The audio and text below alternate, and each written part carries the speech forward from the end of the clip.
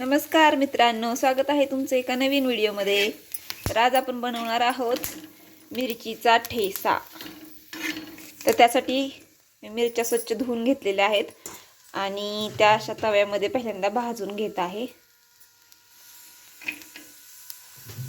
तर मिरच्या भाजल्यानंतर त्याच्यामध्ये थोडासा लसूण ॲड केलेला आहे।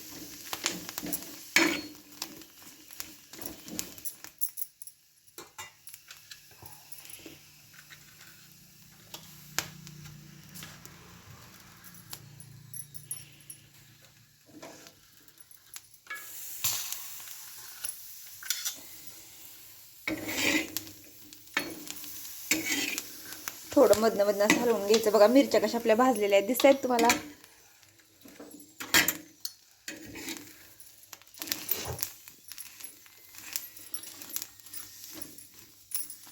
त्याच्यामध्ये थोडंसं खोबरं ॲड केले।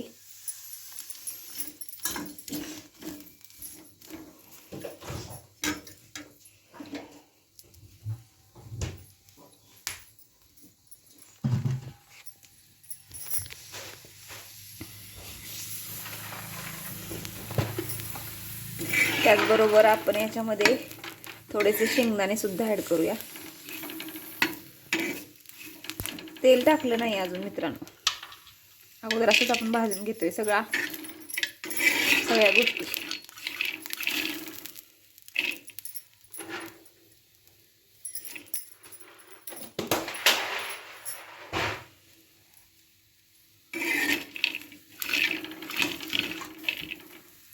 तर हे सगळं भाजून घेऊया आणि मग भेटूया तुम्हाला।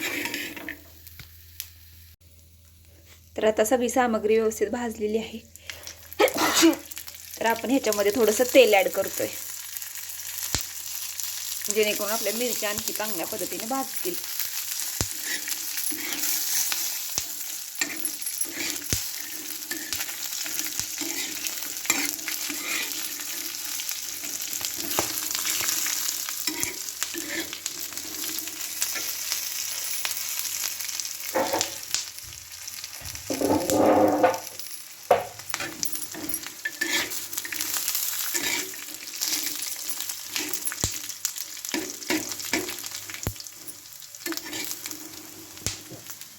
बघा मित्रांनो, कशा मिरच्या भाजल्यात मस्त आणि खमंग असा वास सुटलेला आहे।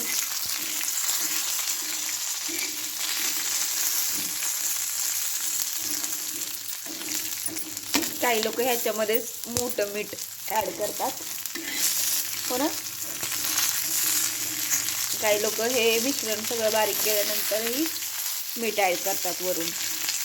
आपण कसं करणार आहे, आणि याच्यामध्ये खूप सारी कोथिंबीर टाकायची।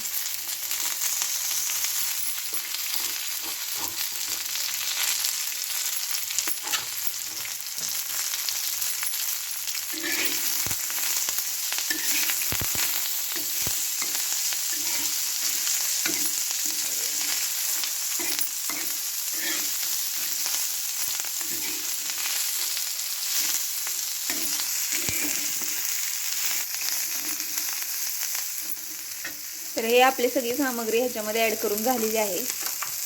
तर आता हे काही लोक पहिल्या काळातले जे लोक होते ते खलबत्त्यामध्ये किंवा तांब्याने असे ठेचून ते सगळे एकजीव करायचे, त्याच्यामुळे त्याचं नाव ठेचा पडलेलं। पण आम्ही आता हे मिक्सरला बारीक करणार आहे, तुम्हाला दाखवते मिक्सरला बारीक केल्यानंतर हा आपला मिरचा कसा दिसतोय। तर मित्रांनो, हे बघा मगाशी आपण तयार केलेलं जे सगळं मिश्रण होतं ते मिक्सरला बारीक करून घेतलेलं आहे। तर अशा प्रकारचं वाटण तयार झालेलं आहे।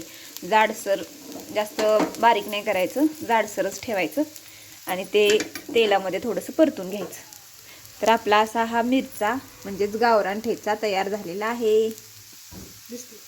तर या सगळ्यांनी खायला असा हा गावरान ठेचा। मस्त वास सुटलाय। तर चला भेटू अशाच नवीन एका व्हिडिओमध्ये। तोपर्यंत लाईक करा, शेअर करा, सबस्क्राईब करा। Bye bye.